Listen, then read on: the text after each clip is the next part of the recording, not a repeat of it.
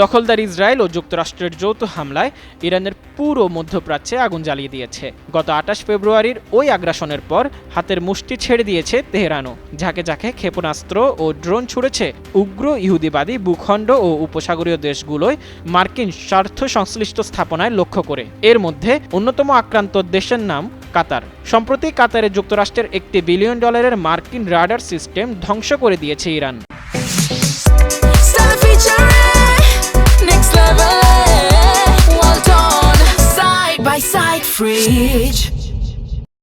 এরপর দেশটির প্রতিরক্ষা ব্যবস্থা ভেঙে পড়েছে বলে আশঙ্কা করা হচ্ছে।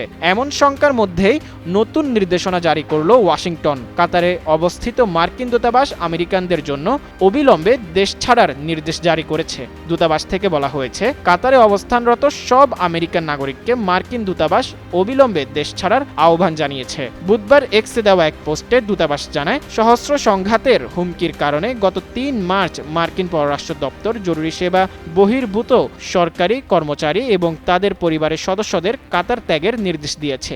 যদি নিরাপদ মনে হয় তবে আমেরিকানদের এখনই কাতার ত্যাগ করা উচিত।